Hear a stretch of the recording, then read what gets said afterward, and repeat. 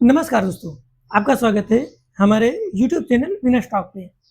क्या कभी आपके साथ ऐसा हुआ कि बिना वजह के आपके घर पे लड़ाई हो रही है? क्या ऐसा अभी आपने देखा कि आप कमा तो रहे हैं लेकिन पैसा रुक नहीं रहा है?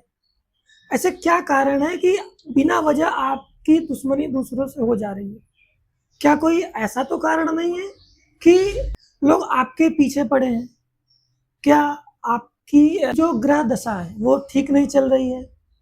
क्या वास्तु दोष आपके ऊपर हावी हो गया है? क्या शनि आपके ऊपर मंडरा रहा है?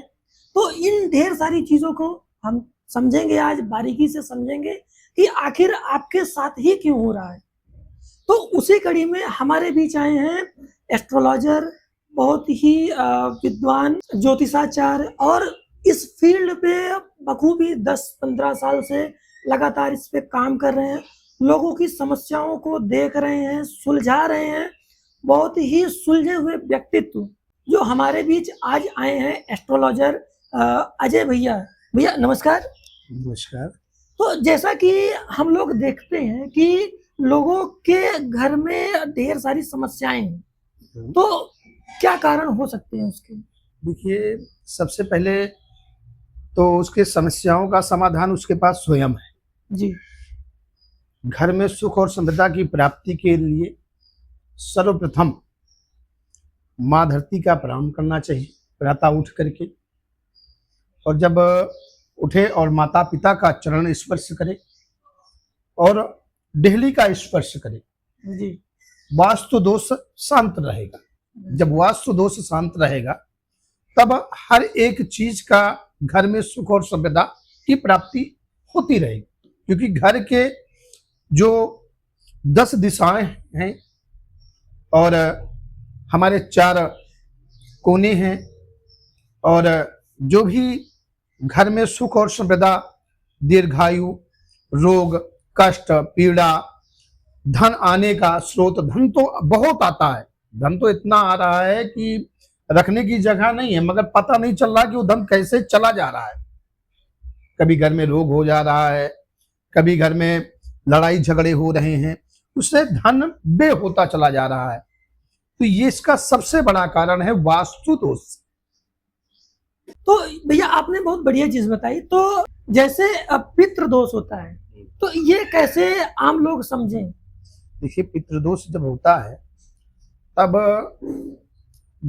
अपने को स्वयं समझ में आने लगता है। कैसे समझ में आता है, ये सबसे बड़ा महत्वपूर्ण प्रश्न आपने किया है कि कैसे हमको समझ में आता है पितृदोष। पितृदोष ये समझ लीजिए कि हमारा धन जो आ रहा है और धन बे हो जा रहा है, जी।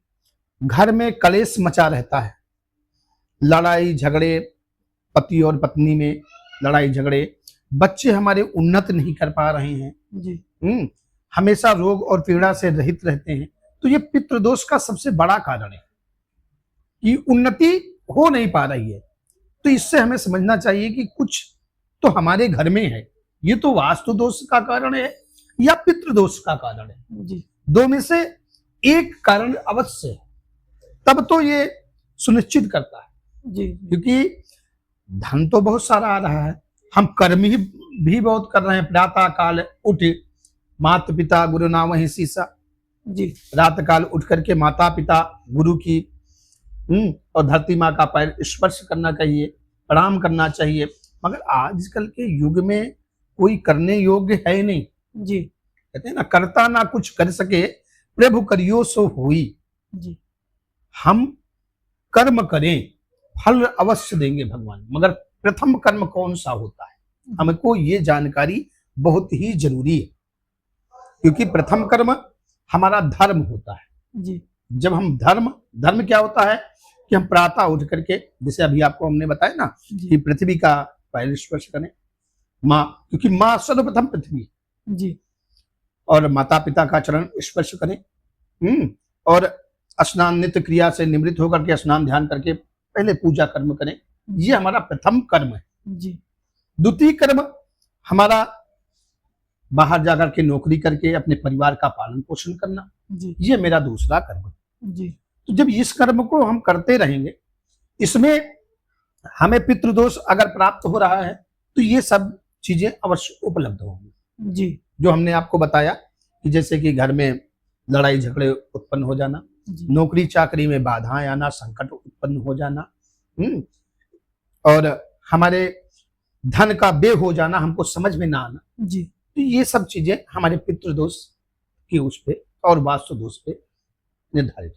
जी, बहुत बढ़िया आपने बताया। तो अगर इस पे हम उपाय क्या करें कि कैसे इन चीजों से हम दूर पाए, इस पे क्या कर सकते हैं? देखिए, सर्वप्रथम तो उपाय है दिल्ली के पास सायंकालीन को दीपक जलाना। जी वो दिल्ली पे अपने दरवाजे पे दीपक जलाते हैं, जी वहां पे प्रतिदिन दीपक जले। घर से निकलते समय बाएं जी दीपक जलना चाहिए, और घर के अंदर प्रवेश होते समय दाएं। जी बिल्कुल बिल्कुल। तो ये दीपक सायंकालीन को अवश्य जलना चाहिए। जी और इसका वास्तु दोष का जप होता है।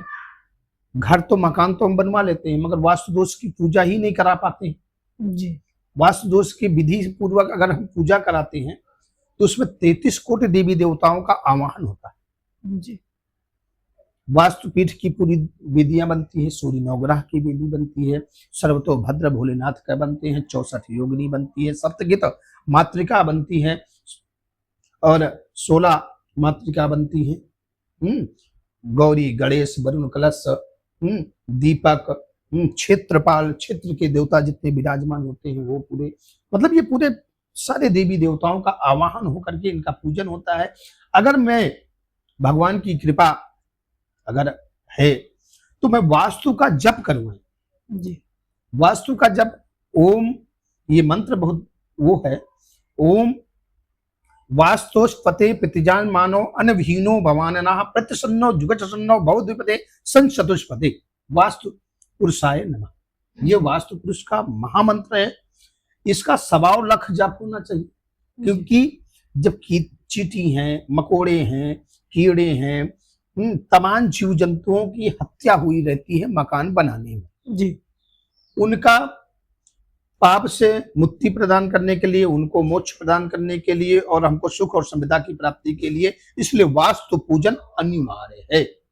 बिल्कुल बिल्कुल, कहीं ना कहीं इन चीजों को ध्यान रखना चाहिए। मकान में प्रवेश करते समय इन चीजों का बखूबी ध्यान रखेंगे तो आपके घर की सुख संपदा खुशहाली बनी रहेगी। तो भैया, जैसे मैं इसमें आगे बात करूं कि अक्सर मैंने देखता हूं किसी ने तंत्र मंत्र से किसी को वशीकरण कर लिया, ये अक्सर मैं सुनता हूं। तो इस पे कैसे मुक्ति पाया जाए, या इस पे कैसे गहराई से विचार किया जाए? देखिए, तंत्र मंत्र से वशीकरण, वैदिक मंत्र से अगर कोई वशीकरण करता है तो ये सब करवाए जाते हैं। जी कोई ऐसे नहीं कर देगा जी कि आप चाहें तो किसी को कर दें, ये सब करवाए जाते हैं। जी जी और ये सब वैदिक क्रियाओं से बहुत ही विधि पूर्वक भी होते हैं। जी उसमें बहुत सारा धन भी व्यय होता है। जी मगर वशीकरण करना अच्छी बात है, उसकी सिद्धि करनी पड़ती है। जी और भूत प्रेत की जहां आपने चर्चा की, भूत प्रेत तो देखिए, आप कुछ मत करिए, हम तो ज्यादा कुछ बड़ी बातें नहीं करते हैं, जी आप कुछ मत करिए। जी स्नान ध्यान करने के बाद में हनुमान चालीसा मात्र उठा लीजिए, उसमें लिखा हुआ है भूत प्रेत निकट नहीं आवे जब महावीर नाम सुनावे। तो हनुमान जी की ही आराधना करिए, भूत प्रेत तो ऐसे भाग जाएगा। जी बिल्कुल बिल्कुल। तो ये भूत प्रेत है दुनिया में, ऐसा नहीं है कि नहीं है, मगर पवन सुत हनुमान का 11 रुद्र अवतार है। जी तो उनका आप अगर स्मरण करेंगे ना तो ऑटोमेटिक भाग जाएंगे। बिल्कुल कहीं आपको देवथाने, बलि देने, ये सब चीजें करने की जरूरत नहीं पड़ेगी। आप हनुमान जी की आराधना मात्र करें, सब कुछ प्राप्त हो जाएगा। बिल्कुल बिल्कुल, कहीं ना कहीं ये गहराई भी है, इनको अपने अंदर लाना भी चाहिए। तो जैसे इसमें मैं एक वर्ड जोड़ू, अभी आपने कहा रुद्राभिषेक, तो ये एक आम इंसान के जीवन में कितना फलकारी है? रुद्राभिषेक तो इतना फलकारी है कि अनंत कोट ब्रह्मांड नायक राजाधिराजा प्रसय साइनी, जितना भी हो उतना शुभकारी है। जी रुद्राभिषेक कहते हैं कि भगवान शिव जी को हम जल अर्पण कर रहे हैं। कहते हैं, एक लोटा जल, ये बहुत बड़ा महामंत्र है। एक लोटा जल हर समस्या का समाधान। बिल्कुल। बाबा भोलेनाथ पे अगर हम एक लोटा मात्र जल चढ़ाते हैं, बाबा को चाहिए कुछ नहीं। जी जी जी बाबा को क्या चाहिए? भांग, धतूरा, बेलपत्र, दूर्बा, यही तो बाबा को चाहिए। जी। तो इसी में बाबा गदगद है। तो बाबा की पूजा करना तो सबसे बड़ा आसान है। जी और बाबा की पूजा जो कर लिया, जी वो 3 लोक 9 खंड में उनसे बड़ा कोई नहीं। वो एक ही है, न उनका आदि है, न अंत है। वो बाबा कालों के काल, बाबा महाकाल है। तो बाबा की पूजा तो रुद्राभिषेक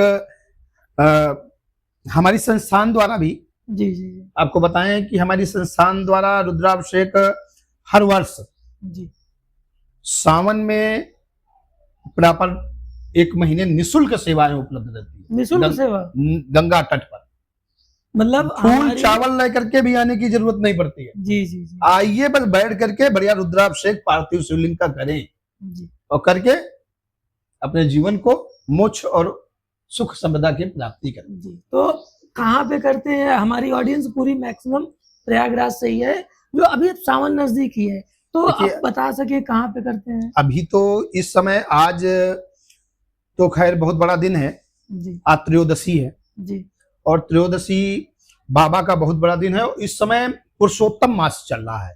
जी आज निरंतर 13 दिनों से रुद्राभिषेक निरंतर चल रहा है।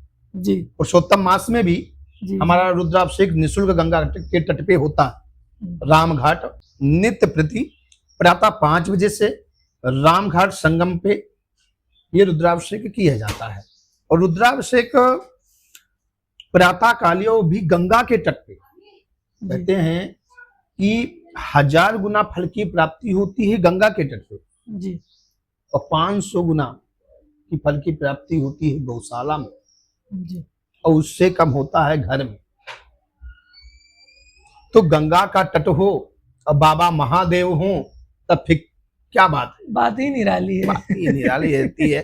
क्योंकि कहते हैं ना, जटा से बहती है गंगा। जी जी जी बाबा शिव के जटाओं से गंगा बहती है और उनकी जटाओं में चंद्रमा शोभता है। चंद्रमा उनकी जटाओं में रहते हैं। बाबा शिव तो अनंत कोट हैं, अपने पूरे सारे चीजों को लिए हुए बैठे हुए हैं। और बाबा जब लेकर के बैठते हैं ना, उनका पार्थिव जब निर्माण करते हैं, मिट्टी लेते हैं। जी मिट्टी से अगर आप पार्थिव बनाते हैं, जी तो पार्थिव बनाते समय और रुद्राभिषेक करते करते, हम कहते हैं बनाते समय अगर बाबा का आवाहन नहीं हो रहा है, जी आप पूजन के समय नहीं आवाहन हो रहा है तो ये समझ लीजिए कि रुद्राभिषेक करते करते उसमें मूर्ति में बाबा शिव अवश्य दर्शन दे देंगे। प्रत्यक्षम प्रमाणम, करके तो देखो। जी अगर करोगे, अगर ना दिखे तो जो कहिएगा सो हारेगी।